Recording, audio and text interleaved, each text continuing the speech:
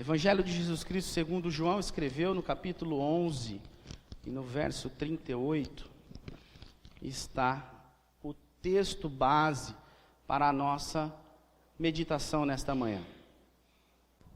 Diz assim o texto: Jesus, comovendo-se profundamente outra vez, dirigiu-se ao sepulcro. Era uma gruta, como uma pedra posta sobre ela. 39. Disse-lhe Jesus: tirai a pedra. Repita comigo: tirai a pedra. Disse Marta, irmã do morto: Senhor, já cheira mal, pois é o 4º dia. Então Jesus lhe disse: não te disse que, se creres, verás a glória de Deus? 41. Tiraram então a pedra, e Jesus, levantando os olhos para o céu, disse: Pai, graças te dou, porque me ouviste. Eu sei que sempre me ouves, mas eu disse isso por causa da multidão que me rodeia, para que creiam que tu me enviaste. 43. Tendo dito isso, Jesus clamou em alta voz: Lázaro, vem para fora. O morto saiu, tendo as mãos e os pés enfaixados e o rosto envolto num lençol. Disse-lhe Jesus: desatai-o e deixa-o ir. Amém? O objetivo desta palavra hoje é trazer para o nosso coração um aprendizado para as nossas vidas acerca da incredulidade e fazermos dentro do nosso cotidiano as remoções das pedras que porventura talvez estejam deixando nós longe do nosso milagre, longe da nossa vida plena. Então, a palavra de Deus diz que aquele homem tinha morrido. Depois que ele morreu, as coisas começaram a ficar ruins ali. Mas depois que uma pedra foi removida através de uma palavra de fé, as coisas melhoraram. Então, que nesta manhã o Espírito Santo venha nos dar força para que nós exercemos essa fé sobrenatural e dizer: eu creio que tudo pode acontecer na minha vida diante da ordem e direção de Deus. Crer é uma opção, é uma escolha. Você precisa escolher em crer ou em não crer. Eu estive lendo um livro nesses últimos dias de um pastor batista ali de São Paulo, o pastor René Kevitz, quem conhece sabe, que é teólogo muito inteligente e muito espiritual e de uma intelectualidade divina tremenda. E um dos capítulos que ele estava relatando sobre o tema da felicidade, ele relata que nós temos 2 vidas.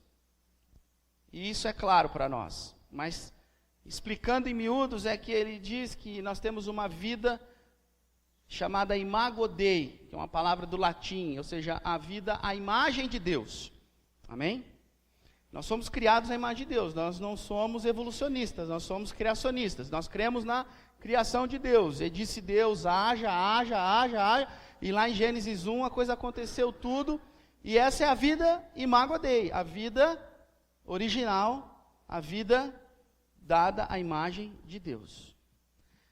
E ele também relata que nós temos uma vida chamada a vida singular, que essa é bem mais clara para todos os mundos, não importa se ele é criacionista ou evolucionista, a crença que ele tem, a vida singular é clara para todos nós. Por quê? Porque é a nossa vida, é essa vida que nós temos, é o dia a dia, a vida que Deus nos dá, o livre-arbítrio de fazermos as escolhas. Ou seja, nós precisamos entender que quando nós buscamos uma felicidade, nós buscamos um equilíbrio entre a vida imago Dei, que é a vida que Deus nos dá a sua imagem, e a vida singular, que é a vida onde nós escolhemos aquilo que vamos tomar por decisão. Quando existe este equilíbrio, nós vamos encontrar a felicidade plena, porque você não vai somente viver algo como se fosse um pico de euforia. Então, quando você acha que encontrou a felicidade, mas você só vive, Mateus, a vida singular, ela não é felicidade. É um pico de euforia. Exemplos. Eu fiz um bom negócio. Agora eu estou feliz. Não é nada. Você está vivendo um pico de euforia. A exemplo do nosso negócio, quando eu faço um negócio, eu só vivo a alegria dele no primeiro e no segundo dia. Porque depois eu tenho que preocupar de entregar aquele negócio, de fabricar aquele negócio, de correr atrás do negócio, da garantia daquele negócio, e assim sucessivamente vai. Da troca por garantia, da estabilidade de 5 anos de garantia, enfim. Eu achei que eu encontrei a felicidade, mas eu não encontrei, eu tive um pico de euforia. É exemplo de que passamos na faculdade, passei na faculdade, né, os jovens, passei, maravilha, a alegria, passou. Depois são 5 anos de muito estudo, e no final estão todos esgotados. Por quê? Porque é difícil absorver todo o conteúdo e sair dali com uma profissão, ou seja, aquilo não é a felicidade. A exemplo de um bom emprego também. Passou numa seleção de trainee, uma seleção de uma multinacional, de uma empresa nacional boa, um salário bom, tudo bom, está maravilhoso, mas de repente você entra no dia a dia daquela empresa, você começa a perceber que aquilo é pressão, é resultado, as coisas precisam vir, não é tudo aquilo que você imaginava, ou seja, a felicidade, cadê aquela felicidade? Não é. Então, por isso que eu anotei aqui, dizendo que isso tudo é somente o meio.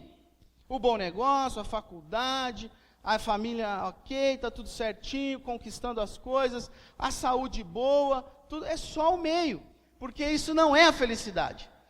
Porque o fim disso, ou seja, o resultado deste equilíbrio, e você entender e falar, não, eu sou um ser que eu dependo de Deus na sua totalidade, eu sou um ser que sem Deus na minha vida, nada vai funcionar como uma engrenagem lubrificada.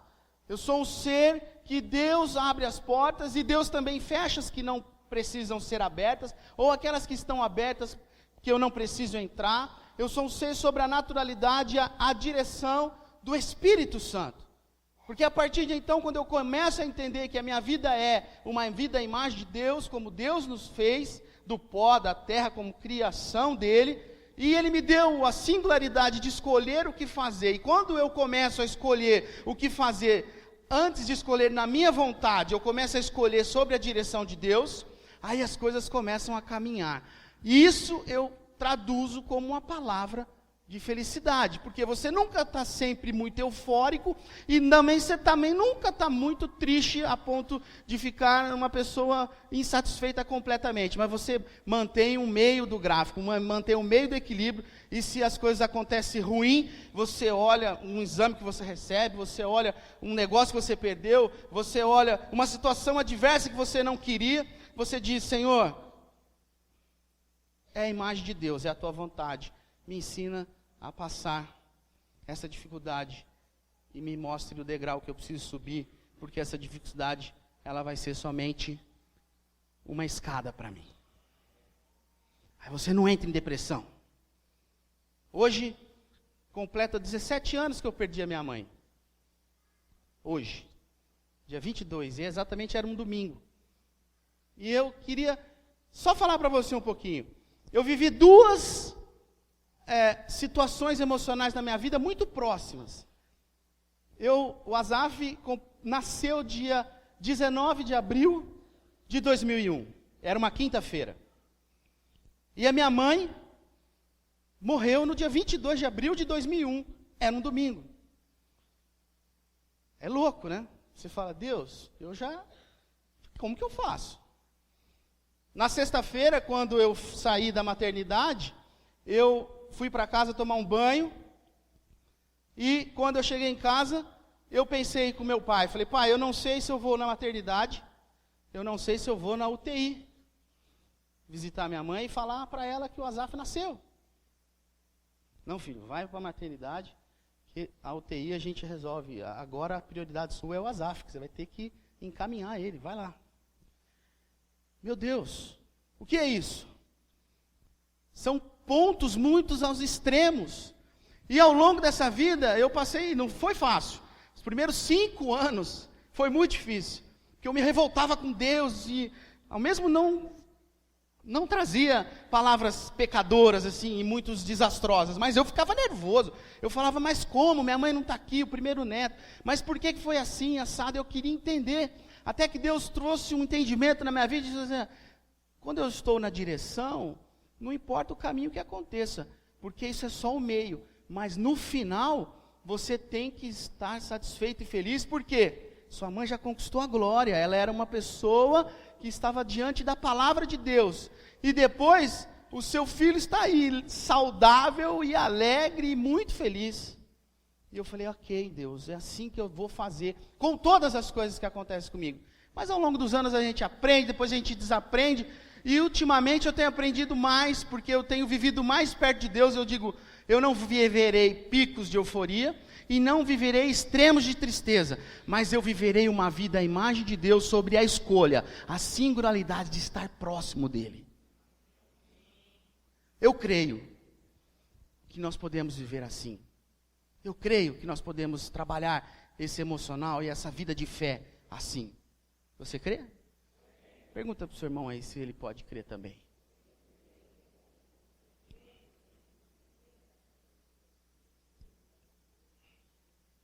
Por que eu preciso crer? Eu preciso crer para não perecer. Você consegue ler comigo João 3,16? Se puder publicar aqui no telão também é legal. João 3,16.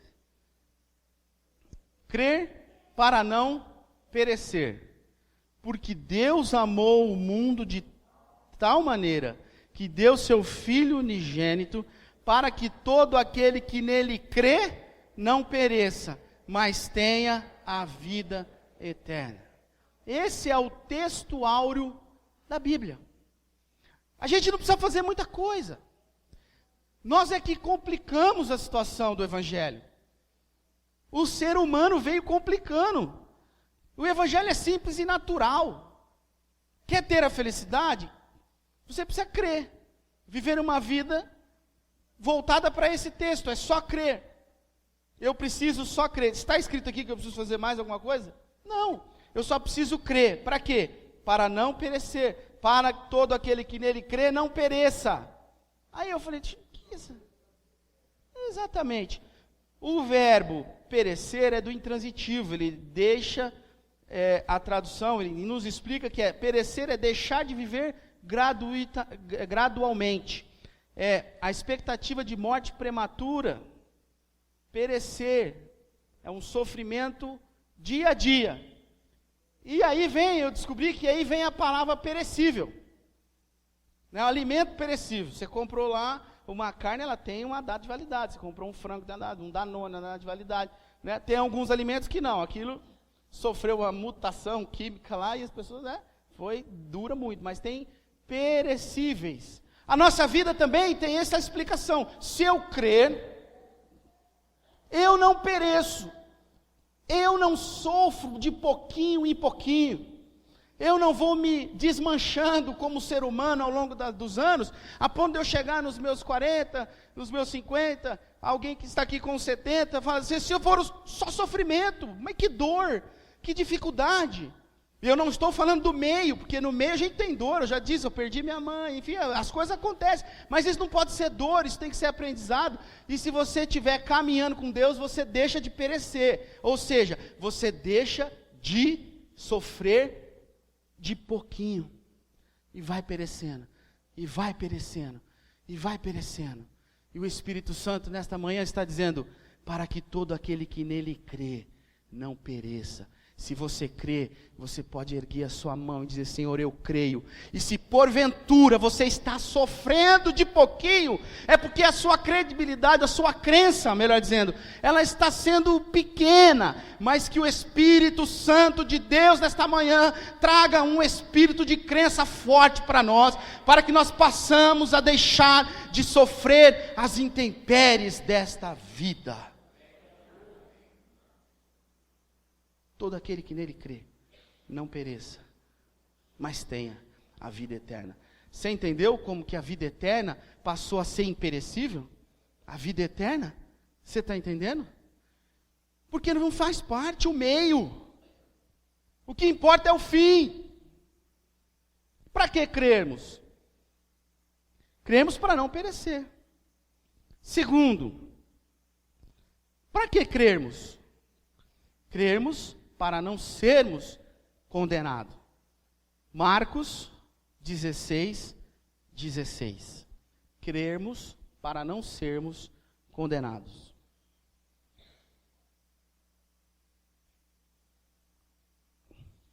Vamos lá? Quem crer, cadê o texto? Está chegando? Quem crer e for batizado, será salvo. Mas quem não crer e não for batizado, será condenado. É isso que está escrito? É isso que está escrito? Não, não é isso. Está escrito: quem crer e for batizado, será salvo. Traduzindo, quem receber a Jesus como seu único e suficiente Salvador, como aquele que traz o meio da nossa vida e a felicidade plena, quem acreditar que Ele morreu como Salvador, que ao terceiro dia Ele ressuscitou, e quem mostrar para o mundo que Ele acredita, ou seja, o batismo é morrer para o mundo, está lá o nosso professor Pacola, que fala muito do batismo, morrer para o mundo e viver para Deus, ou seja, você precisa mostrar isso para o mundo, que você é uma pessoa que crê e que segue essa regra, você será salvo. Essa palavra salvo, ela não é salvo só de salvação, de salvífico. Ela é salvo dos males deste mundo também. Não é só a salvação eterna com a vida com Deus. Porque Deus nos trouxe neste mundo para viver uma vida plena. Senão não faria sentido nós caminharmos, nascermos, morrermos. Esse dia eu li na internet uma palavra, eu falei: nossa, isso aqui é legal, você já nasce morrendo, né? Você nasceu, no outro dia você já começa a contar. Aí a gente conta a idade, eu tenho mais um ano, mais um ano, mais um ano, sendo que o contrário também seria verdadeiro. Eu tenho menos um dia, menos um dia, menos um dia, menos um dia. Mas ser salvo aqui, ela vai além da sua imaginação. Se você crer, Deus pode te salvar da mão do inimigo. Se você crer, Deus pode te salvar das intempéries deste mundo. Se você crer, Deus pode te tirar da crise emocional. Se você crer, Deus pode te tirar da sala de cirurgia. E se você passar por ela, você vai sair de lá também curado, porque Ele pode usar as mãos dos médicos para abençoar a sua vida. Se você crer, a sua família será completamente unida e abençoada. Se você crer, os seus negócios vão ser abençoados. Se você crer, a empresa que você trabalha, ela vai manter as obrigações com você e vai te valorizar como colaborador. Se você crer, e enquanto eu vou falando, eu quero que você vá pensando em tudo aquilo que pode acontecer na sua vida, só se você der um passo de crer, é só crer. Agora o outro lado se você não crer, você será, o verbo ser no futuro, ou seja, é uma condição.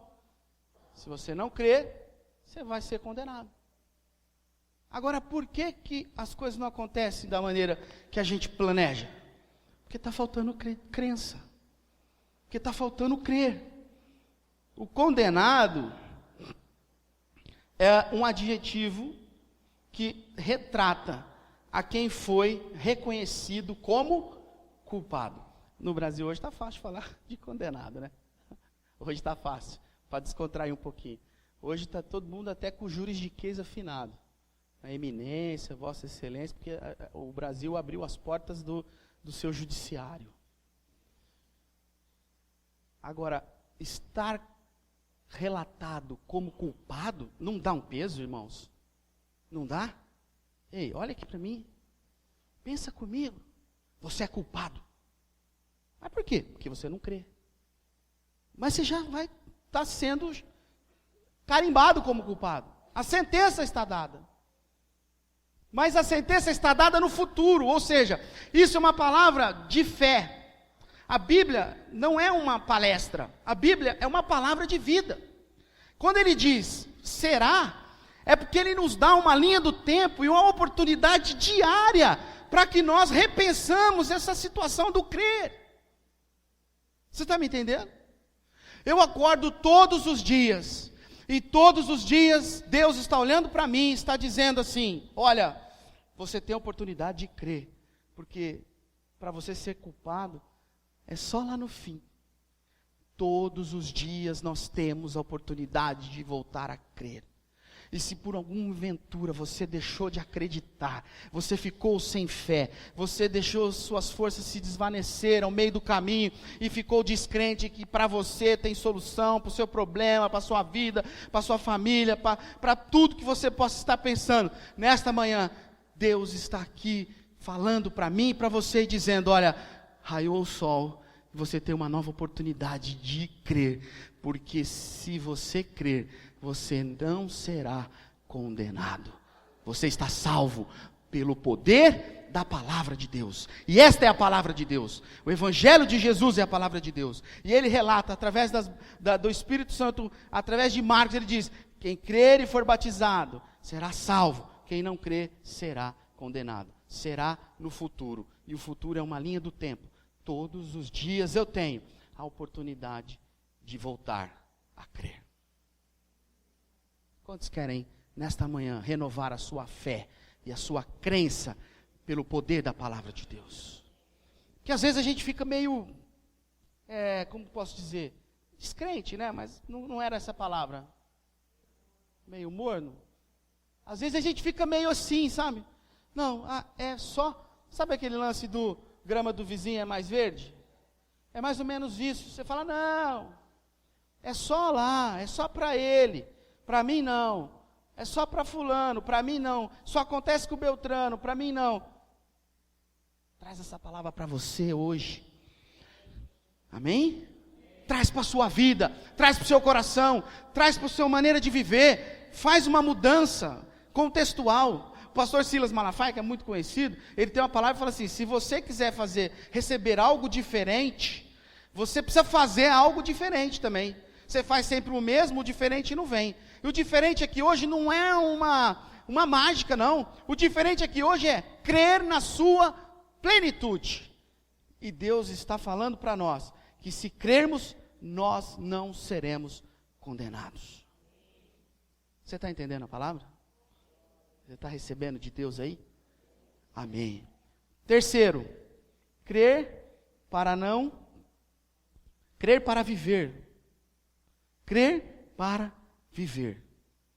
Então quer dizer que se eu crer, eu não pereço. Se eu crer, eu não sou condenado. E se eu crer, eu vivo? Sim. Disse-lhe Jesus, João 11, 25. João 11, 25. Disse-lhe Jesus: eu sou a ressurreição e a vida. Aquele que crê em mim, ainda que morra, viverá. Aquele que crer em mim, ainda que morra, viverá. Ou seja, se eu crer em Jesus Cristo, eu vivo. É assim que funciona? Se eu crer em Jesus, eu vivo. Que palavra viver é essa? O que está morto na sua vida hoje? E eu quero encaminhar para a aplicação já do texto. O que está morto aí? O que está morto? Como Lázaro estava morto. Eu tenho certeza que hoje nós não temos um Lázaro físico morto. Eu tenho certeza que, você pode ficar tranquilo, pastor, não vai sair daqui lá no cemitério, gritar na catacumba lá e falar: sai morto. Não, não vai acontecer isso. Se acontecesse, eu até acreditaria que poderia também haver uma ressurreição. mas o ser humano não está apto a receber isso. Já imaginou? Se chegar um pastor lá e falar assim, sai, e o morto levanta, ia virar um ídolo, o povo o homem não ia acabar com a vida dele. Tem pessoas fazendo muito menos e já estão sendo atores e artistas. É por isso que Jesus não permite, às vezes, acontecer isso hoje. Mas voltando então aqui, qual é a situação que está morta na sua vida? Marta e Maria mandaram um recado para Jesus e disseram, olha, avisa Jesus que o amigo dele, o Lázaro, está ruim, está com problema e ele vai morrer. E Jesus, com seus afazeres do dia a dia, demorou a chegar aonde Lázaro estava. E Lázaro, quando Jesus chegou, já estava morto. Mas acontece que para nós termos a nossa vida de fé e de valor por completo, a gente precisa passar por processos. E Marta e Maria estavam passando por aquele processo. E os amigos de Marta e Maria também estavam passando por aquele processo. E eles precisavam exercer aquela fé, porque crer para não ser condenado, crer para viver, crer é fácil, mas eu quero ver na hora que a coisa aperta. Como é que nós vamos nos portar? Diz o texto que nós lemos que Jesus, quando chegou ali, se moveu de compaixão. Jesus se moveu, se transtornou, se perturbou. Verso 38. Jesus, comovendo-se profundamente outra vez, dirigiu-se ao sepulcro. E eu quero usar essa palavra como uma palavra profética para a nossa vida hoje. E eu tenho testemunho vivo na minha vida e na minha família, que Jesus, ele realiza processos e se comovem com as situações que nós estamos vivendo. Eu quero dizer que Jesus está se comovendo com a situação difícil que você está vivendo. Jesus, ele olha para você e ele entende a sua dor, mesmo quando você começa a se condenar, mas eu sou crente, mas eu sou fiel, mas eu faço isso, mas eu faço aquilo, não, eu não sou tão bom assim. Como Jesus chegou lá em Pedro e perguntou, Pedro, tu me amas? Pedro, tu me amas? Pedro, tu me amas? Pedro dentro dele estava, será que eu amo? Será que eu amo? E às vezes você também está nesta manhã dizendo, é tudo muito fácil quando está na escrita, mas quando vai para a realidade eu me sinto um impotente. Jesus se comove com essa impotência que você sente, mas se lá no fundo você tiver uma vida de Cristo brotando infinitamente a todos os dias, e todos os dias você dizendo, eu quero crer, Deus me deu chance de crer, Ele vai te fortalecer na hora da sua fraqueza. Ele fortalece. Às vezes eu me pego falando, meu Deus, eu nasci, não que seja uma vantagem, mas a gente precisa falar daquilo que a gente vive. Eu nasci no berço evangélico, eu nasci ouvindo a palavra, eu fiz cursos teólogos, eu já até colaborei em direção de igreja, enfim, eu faço tudo isso, e agora eu estou com esse problema, e estou com essa dor, e estou com essa dificuldade, como eu não sou um nada. E nesses momentos, quando eu me sinto um nada, ao mesmo tempo aparece 1, 2, 3 coisas, e Deus me mostrando, é porque você se sente um nada, que eu faço tudo na sua vida. Quando você se sentir um nada, Deus vai fazer um tudo na sua vida. Ele não vai te abandonar. Ele não vai te deixar, porque você é um escolhido de Deus. Isso são processos que a gente tem que passar. E ao longo do processo a gente vai amadurecendo. Como cristão, como pessoa, como pai, como profissional, como alguém que faz parte de uma sociedade. Mas tudo isso precisa ter além de Cristo se comover, houve um segundo passo. Depois que ele se comoveu, porque as pessoas estavam chorando, você imagina, ele era 100% Deus e 100% homem. Ele olhou e disse, faça a sua parte. Tire a pedra. Faça a sua parte. Aí houve uma contestação. Marta era a falante, né? Ela devia ser mais ou menos igual a mim. Sempre fala, morde a língua. Fala, quem mandou falar essas coisas? Meu Deus do céu, fala demais. A minha esposa, ela me policia. A mulher completa o homem, né? E ela sempre me policia. Mas você fica falando demais. Não precisa falar tanto assim. Mas Marta falava muito. E ela deu uma tropeçada na língua. Você concorda comigo? Porque ela olhou e ela falou assim, vamos ler o texto. Disse Jesus, tirai a pedra. E disse Marta, em vez dela dizer, fala, não, vamos tirar. Não é? Vamos tirar. Jesus está dizendo, tire a pedra. Ela não sabia quem era Jesus. Ela não sabia do poder de Jesus, porque ela correu atrás de Jesus. Quando ela teve a dificuldade, ela conhecia Jesus. É diferente hoje? É diferente hoje? Não é igualzinho, a gente sabe quem é Jesus, a gente conhece Jesus, a gente fala Jesus, a gente canta Jesus, a gente pula Jesus, a gente pega o exame, a gente não tira a pedra. A gente pega os negócios, o relatório financeiro do final do mês, a gente não tira a pedra. A gente pega as ações judiciais, a gente não tira a pedra. A gente pega tudo, a gente pega, mas a gente não tira a pedra. Mas nesta manhã, eu quero chamar a sua atenção e dizer, faça a sua parte e tire a pedra. Aleluia. Marta já logo olhou e falou, Jesus, ele está morto, já está cheirando mal, faz 4 dias que ele está aí. Às vezes tirar a pedra, exerce coragem. Às vezes tirar a pedra, você precisa ter coragem. Você precisa ter vontade. Vai cheirar mal. Vai mudar. Vai mexer. Vai dar uma transtornadinha. Vai dar uma desregularizadinha. Ou até desregularizadona. Vai mudar. Tirar a pedra é mexer o meio, é mudar. Vai cheirar mal. Tem coisa que a gente mexe que vai cheirar mal. Mas beleza, cheirou, limpou, olhou, tapou o nariz, jogou dentro do latão, fechou, lacrou e mandou embora e nunca mais vai perturbar a sua vida. O que acontece é que a gente está com aquele negócio, se passa perto do latão, esse negócio é coisa de condomínio, né? Você passa perto, a pastoral já falou, você passa perto do lixo e fala, o síndico não tira esse lixo, e fala, o zelador não tira esse lixo, e fala, o vizinho da porta não tira esse lixo, e você também não vai lá tirar o lixo. E está só, já tampa, o lixo está cheirando, ninguém faz a sua parte, e o lixo está cheirando, e a reunião do condomínio está todo mundo falando, esse lixo está cheirando, não joga peixe sem estar na sacolinha, mas ninguém faz a sua parte. Eu estou contextualizando para você entender que a sua vida emocional, a sua vida cotidiana é desse jeito também. Tirar a pedra, fazer a sua parte, às vezes vai ter que pôr a mão no lixo, vai ter que abrir o saco do lixo, vai ter que mexer, vai ter que olhar para as pessoas envolvidas e dizer, a partir de hoje vai ser assim, porque eu estou na direção de Deus, não vai ser assado mais, mas você vai mandar aquilo no caminhão da Estre, e quando ela for embora, nunca mais aquele odor maldito vai atrapalhar o seu dia a dia. Se você crê nisso, você pode dar um glória a Deus, uma salva de palmas, porque o Espírito do Senhor está nos profetizando neste lugar. Não. Isso eu não faço. Vai doer.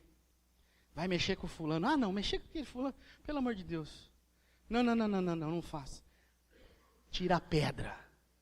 Tira a pedra, porque vai resolver o problema. Faça a sua parte.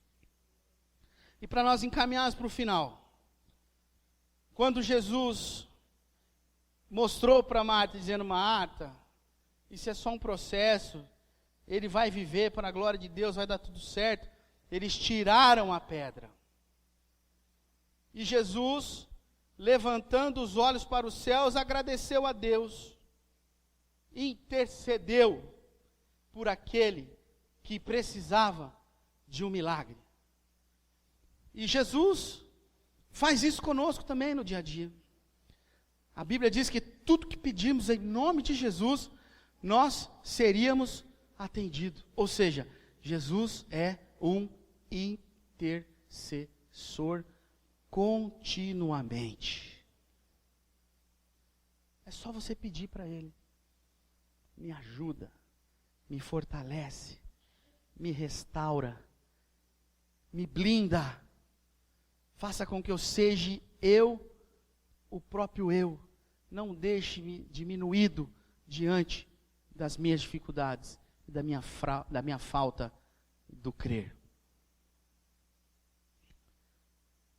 Jesus é intercessor. E tendo dito isso, em alta voz, Jesus disse: Lázaro, vem para fora. Crê que vai acontecer isso? E daqui a pouco vem o Lázaro. E diz o texto que Lázaro saiu de mãos e pés enfaixados e o rosto envolto no lenço. Você imagina que ele saiu uma múmia, pulando. Imagina isso. E tem uma palavra interessante para esse aspecto. Porque o Deus que devolveu a vida para Lázaro poderia ter tirado aquelas ataduras dele lá dentro. E ele já saía andando de uma maneira comum. Mas não, existe algo especial para nós aprendermos aqui com esse momento. Que significa que depois que Lázaro saiu para fora, ainda ele precisou de uma ajuda para tirar aquele envolto, para tirar aquelas ataduras. Isso mostra que nós somos seres que precisamos viver em comunhão. No partir do pão, que é a mesa, né? Partir do pão é a mesa. Quando a gente fala em partir do pão, a gente está na mesa. Ontem nós estávamos numa mesa maravilhosa à tarde, e estávamos compartilhando de coisas boas e tal. Ali é alegria, é mesa. Ali é coisa boa, é comer, é beber, é conversar, é se expor. Ali é mesa. Agora, quando é na dificuldade, não é mesa. Então, é estar em todas as horas. Ei, se você está se sentindo amarrado, se você está se sentindo atado, se você está se sentindo preso, chegue no seu irmão, converse com ele e fala: irmão, vamos caminhar junto, porque a nossa união vai trazer comunhão. União não é comunhão, a união traz comunhão. A nossa união vai trazer comunhão. E se estivermos em comunhão, nada vai nos deter. Nós vamos ajuntar, como diz o profeta, o cordão de 3 dobras. Ele vai ficar mais resistente. Você, unido com seu irmão, unido com Cristo. Unido com Cristo, você e o seu irmão serão vitoriosos. É só crer. Quantos estão dispostos nesta manhã a exercer melhor esse processo de crer? Quantos? Você está levantando a sua mão, eu estou vendo, mas o primeiro que está vendo é Cristo. Eu quero convidar o grupo de louvor já para subir aqui. E nós vamos fazer uma oração específica para que você tenha na sua vida um relato especial da crença, um relato infinitamente melhor do que a gente pede, do que a gente espera que Deus possa fazer por nós. Você precisa, enquanto eles se preparam aqui, eu vou relembrando você. Você precisa entender que o equilíbrio da sua vida, a imagem de Deus e a sua vida singular é que vai trazer a sua felicidade. Foi isso que trouxe a felicidade de Marta e Maria. Porque elas criam que Deus podia fazer alguma coisa e elas viveram aquele momento de dificuldade sozinha. E elas escolheram recorrer a quem poderia ajudá-la. Você precisa entender que picos de euforia não é alegria. Você precisa crer para não perecer, crer para não ser condenado e crer para viver. E depois que nós entendemos que a nossa parte é remover a pedra, e depois que nós entendemos que para remover a pedra, alguma coisa diferente vai acontecer, seja que no momento às vezes fica pior o agravo, mas a gente precisa crer que quando Deus está no controle tudo vai dar certo. O que falta é só nós tirarmos as ataduras que está nos amarrando. Ei, Lázaro já estava vivo. Lázaro já estava vivo. Ele saiu pulando. Eu posso contextualizar e entender que ele saiu pulando lá de dentro da catacumba, porque ele já estava vivo, mas ele ainda estava amarrado. Ei, irmão, você está dentro da igreja, você está vivo, mas às vezes você se sente amarrado pela falta de crer, pela falta de fé. Mas nesta manhã, o Espírito já está falando e vai mudar as nossas vidas e vai deixar-nos livres em comunhão com o Pai, com o Filho e com o Espírito Santo. Vamos ficar em pé e vamos louvar. Se você, porventura, está precisando de que a sua vida saia dessas ataduras, sabe por quê? Eu tenho certeza que aqui não tem ninguém morto, aqui estão todos vivos, amém? É isso que às vezes confunde a gente. Mas como? Eu estou na igreja, não, você está vivo, mas ainda você está pelas suas ataduras, você está amarrado pela sua incredulidade. Mas nesta manhã eu quero orar por você, e eu quero pedir a Deus, interceder, para que isso tudo seja tirado da sua vida. E como diz a letra do hino, renova os meus sonhos. Nesta manhã, se tiver alguém com sonhos que estão paralisados, que estão amarrados, que estão jogados no fundo da gaveta, nesta manhã Deus pode renová-los. Nesta manhã Deus pode multiplicar a sua fé e as coisas podem mudar a história da sua vida. Então convido você que deseja receber esta oração, vem aqui na frente. Senhor, em nome de Jesus Cristo, teu Filho amado que nos traz o refrigério da alma. Ó Senhor, que nesta manhã, depois de termos ministrado esta palavra, que ela seja uma semente brotada em terra fértil.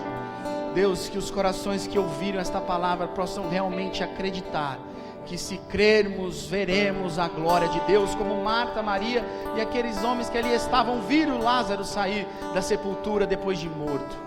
Jesus, mas nesta manhã eu quero dizer que se tiver algum sonho morto, se tiver alguma dificuldade na vida de cada um que aqui está, que seja, Senhor, multiplicada a sua fé, e o mesmo Deus que deu a glória para aqueles que ali estavam do lado, Senhor, da sepultura de Lázaro, é o Deus que pode dar a glória para nós aqui nesta manhã. Senhor, em nome de Jesus, que os corações sejam enriquecidos com o poder da Tua palavra, que os corações sejam alegres pelo poder da Tua palavra, que as vidas sejam transformadas pelo poder da Sua palavra, e que nenhum mal, ó Deus, venha nos desanimar, que toda atadura que ainda possa estar travando as pernas, os braços, as mentes, os projetos, sejam rompidos pelo poder do Espírito Santo de Deus, e que nada venha nos impedir a sermos vitoriosos e vencedores pelo poder da palavra de Deus. Senhor, eu profetizo sobre a vida deles e de todos que aqui estão, desde agora e para sempre. Amém, amém.